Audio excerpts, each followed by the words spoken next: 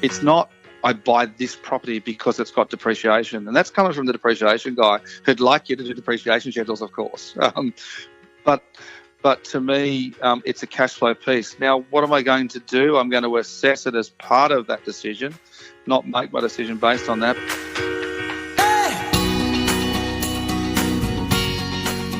This is Property Investory, where we talk to successful property investors to find out more about their stories, mindset, and strategies. I'm Tyron Shum, and in this episode on Property Investory, we continue the conversation with Bradley Beer, who will share the foundations of his strategy for manufacturing equity. You'll also hear how the depreciation guy reinvested his way to attaining wealth, and what the new federal budget changes means for you as a property investor.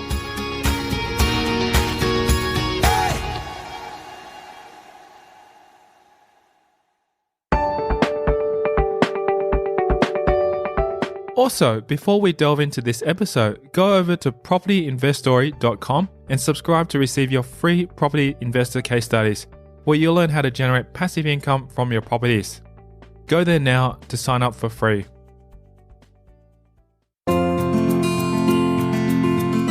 So, what held Beer back from initially investing into property?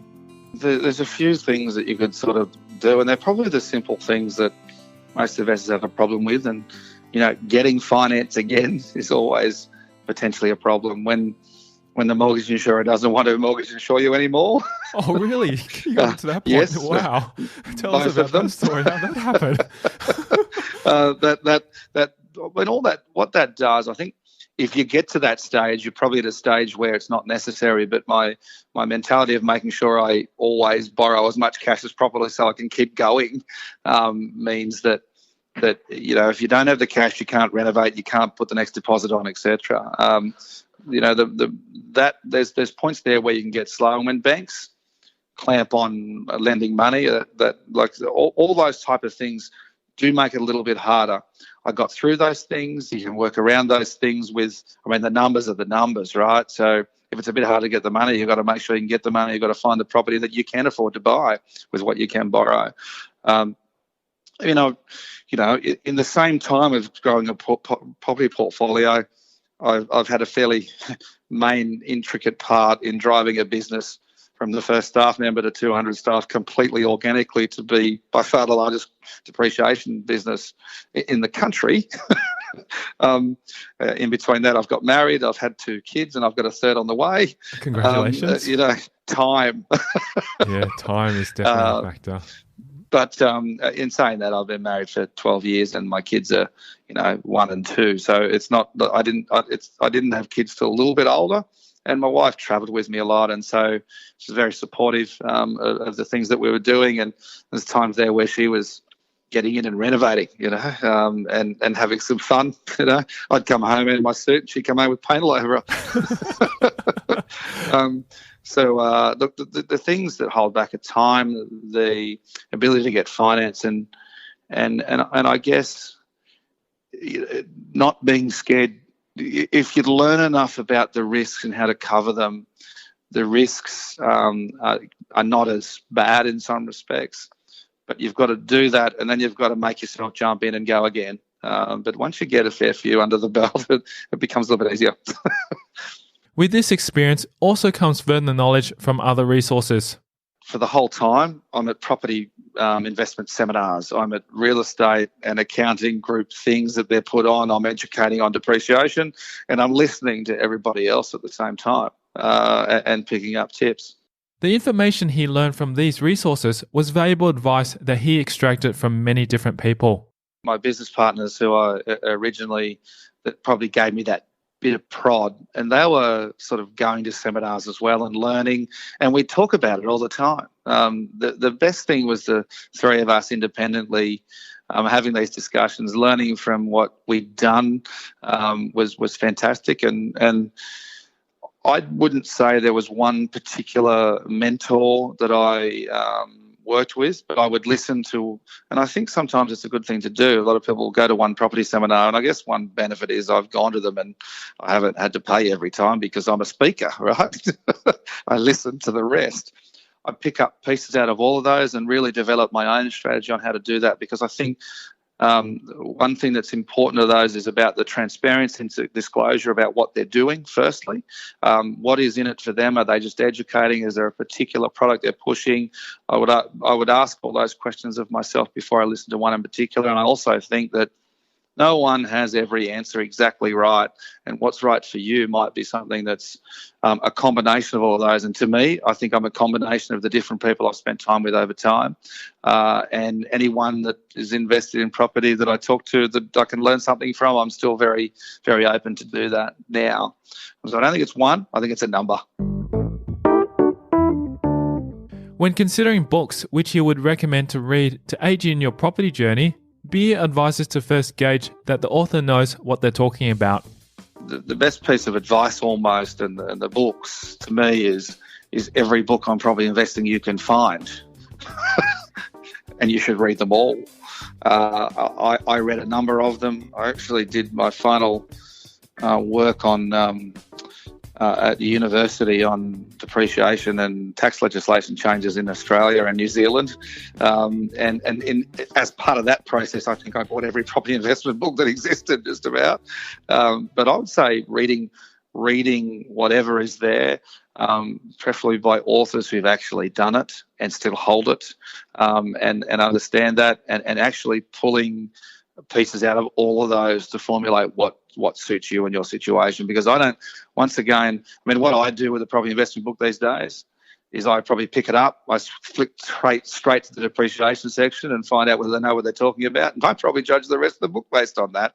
Because even if they're not experts at it, if they're going to write something about it, they should get the expert advice and the right stuff. If they can't do that, I don't believe anything else.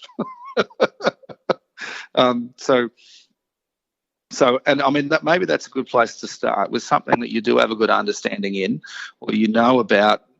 Find their opinion on that and what they have to write about that. And I mean, that could be a good gauge on how to find, because that's how I gauge them, because I am a specialist in that area. If you write something wrong in there, I'm going to question everything else you write. You should be able to get the right advice around that, because it is a specialist area. Now, you do need around you as an investor your expert team of people that do things like the appropriate accountant, the good quantity surveyor for depreciation, of course, and these people that write these books also need that around them. They need the experts in these areas and should give people advice on those books appropriately. Beer's property investing strategy has evolved as his situation has changed over time. However, the underlying principle has always been manufacturing equity. Especially in early days, I needed to grow some capital base or some equity in order to continue to invest into property. So I would buy things. You know, you're looking at the not so good house in the better street, or the even worse house in a not so good street that's near the street with the good houses, because they're able to be bought sometimes.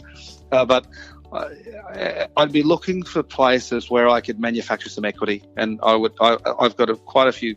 You find these old places where you've got some massive laundry out the back that isn't really that necessary these days, where I can turn 2-bedroom houses into 3-bedroom houses.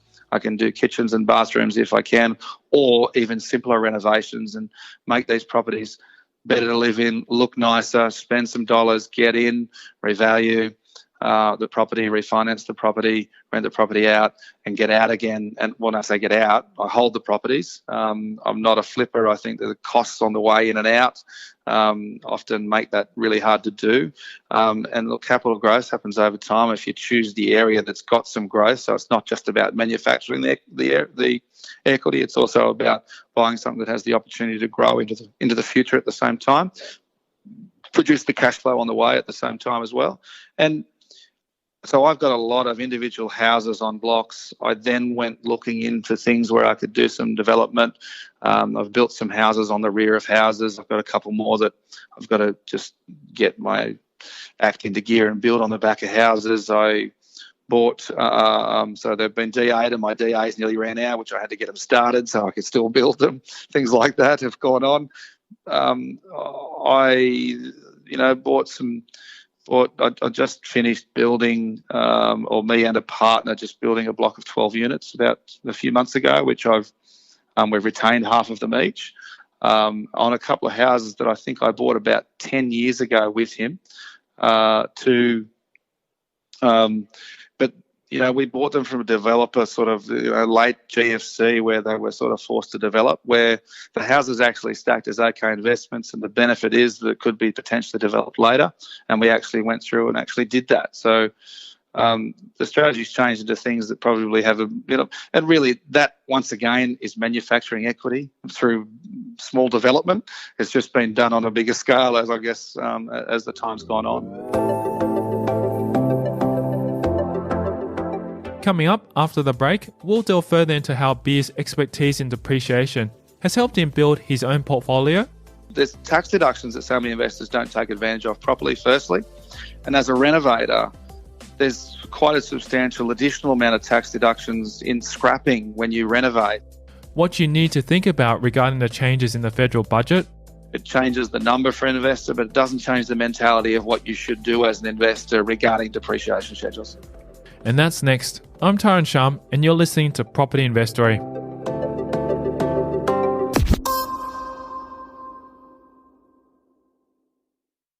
Hey podcast listeners, are you enjoying listening to these stories and want more?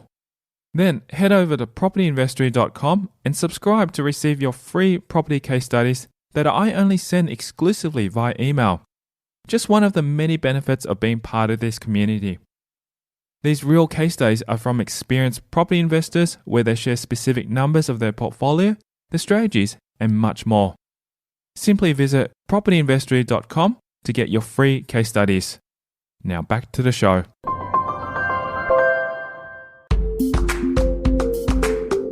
With Beer's expertise in depreciation, it has also helped him to grow his portfolio. However, even the depreciation guy doesn't believe in buying a property based solely on that. So you buy it, you rent it for a period of time, and then you rip all these things out potentially that may have some value, and you might get some quite substantial deductions for the things that you throw away. You put the new things in, you start depreciating the new things over time. Depreciation guy is one of the experts beside you that's necessary. And when you crunch your numbers at the start on what you're buying and why you're buying it, depreciation is one of those numbers you should know before then. So many people buy depreciation schedule off, and median time's about 10 months after settlement.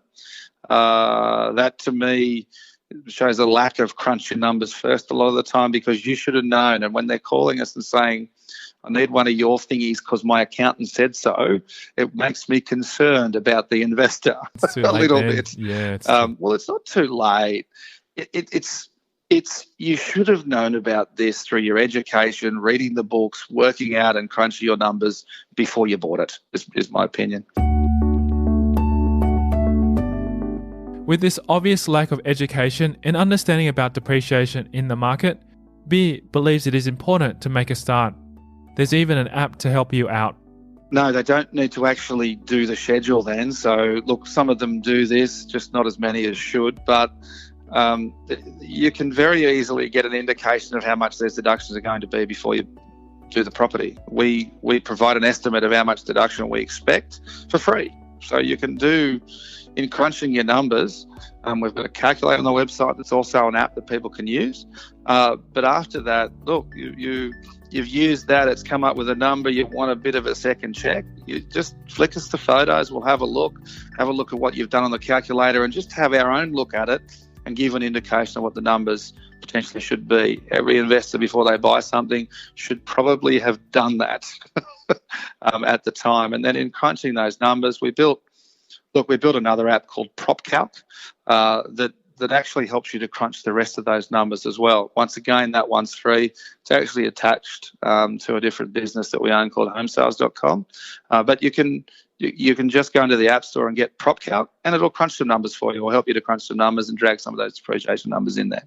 To summarize, it's all about ensuring that it's done beforehand. Make sure it's done. Make sure it's done properly on your properties. Don't think your accountant just looks after it.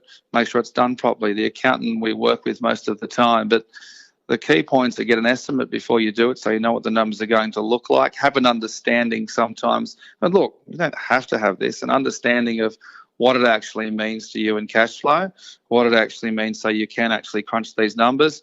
Make sure it's done. Make sure it's done before you renovate, update it after you renovate. You can update these things automatically sometimes online through our things these days. But just make sure it's done, because once you've done it as an investor the first time, you don't have to do it again next year or anything. It's only if you renovate or change things that things change. So the key points are there. There's a certain number that's claimable each year. Make sure you're getting it. We help to sort out the rest of it. To gain insight into the changes of the federal budget regarding depreciation in the market, Beer explains it. So in the federal budget in May, it was passed through the House of Reps yesterday, actually. I was listening to the very interesting question time and reading time. So it's actually not passed as legislation yet, but my suggestion would be that it will be through the House of Reps. It has to go to the Senate, which we expect to happen not too far away. Before the end of the year, we should see the final.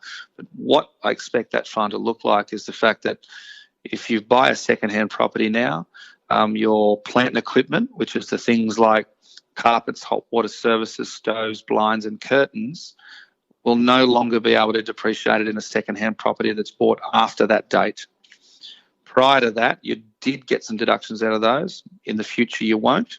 What you still get is the claim against the structure of the building, which is 2.5% of the construction cost, based on the construction date of the building as to whether or not you can claim it.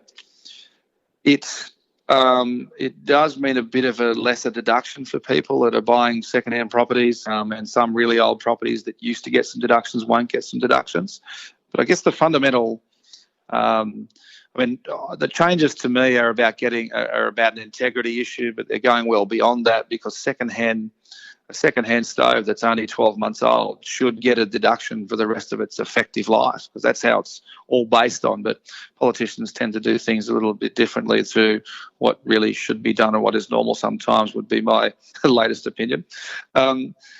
However, I think the fundamental things for an investor with those changes is that if you get an estimate of how much deduction might be there for a particular property, which doesn't cost you anything to do, you know what those numbers are. Those numbers might be a bit less, and when you're crunching that cash flow, it's a different number that it costs you to hold that property each week. Worrying about what the changes are as the investor, learn enough to know that a second-hand property is going to get less than it would in the past, and then get a number from us and put it into your cash flows, and you'll be able to actually see what that number really is. To me, the changes doesn't really change. It changes the number for an investor, but it doesn't change the mentality of what you should do as an investor regarding depreciation schedules. So, what personal habits have contributed to Beer's personal success? If you're thinking about you're going to invest in property, if you don't have a pre-approval for some monies, don't even bother looking. Almost.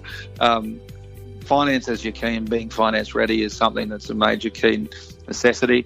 And as soon as you are ready, once that, I think your team of professionals around you. I have my solicitor. I go, look, I ask for a contract. He expects the contract there to see it, etc. And to look at that and sit and run through if there's anything I need to know about that contract. Finance ready is probably almost the number one. Continually learning and educating is number two, and your team around you to help you with the expert parts that you need would be probably number three. If he met his past self from 10 years ago, what would he say? I think 10 years ago, heavily into my property investing journey, heavily into my business.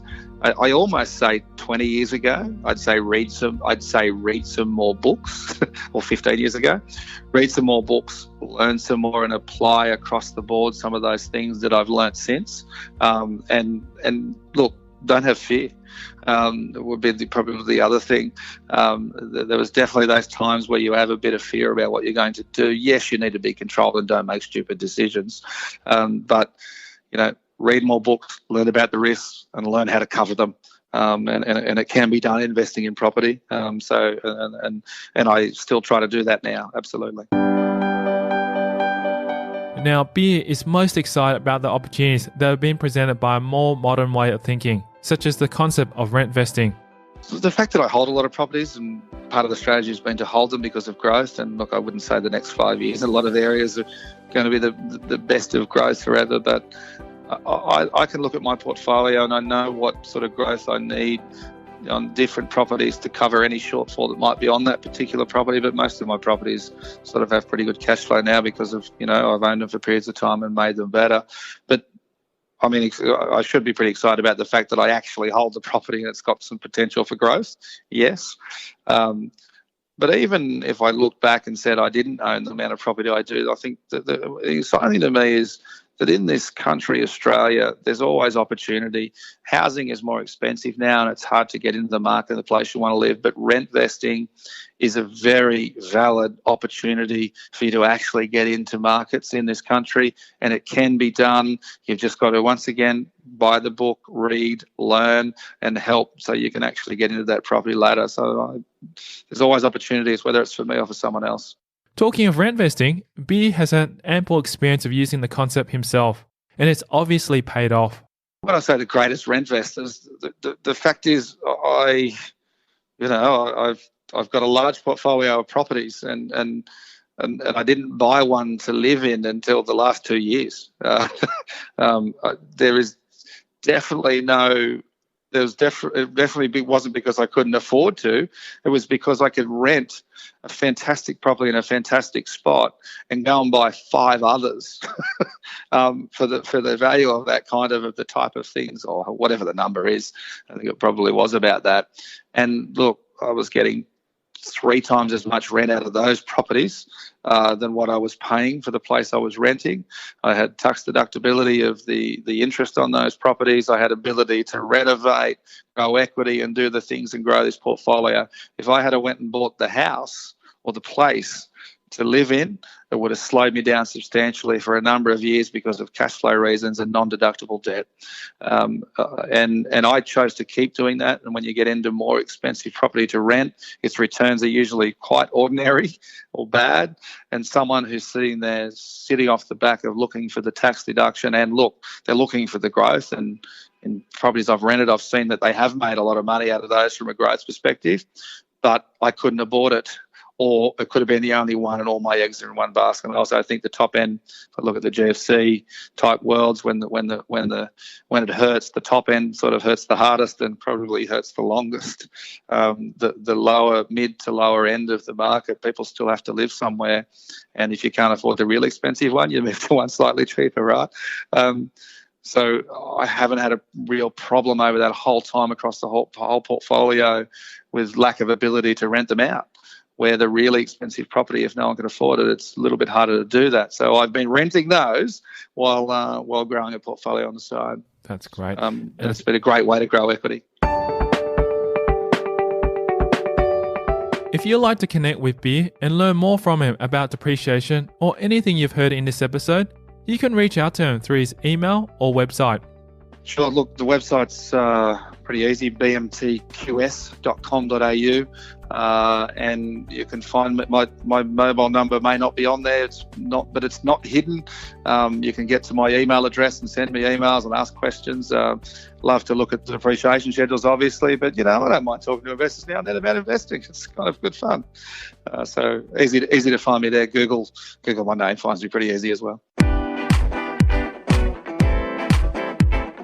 Thank you to Bradley Beer, our guest on this episode of Property Investory. If you want to hear more about his journey, then visit our website at propertyinvestory.com. Simply type in the search bar Bradley Beer and select that episode to learn more about his story. Also, if you haven't subscribed to receive your free property case studies that I only send out exclusively via email, you can text me your email address to 04 99 88 10 40 to subscribe. These real case studies are from experienced property investors where they share specific numbers of their portfolio, the strategies, and much more. Simply text me your email address to 04 99 88 10 40 to get your free case studies. Thanks for listening.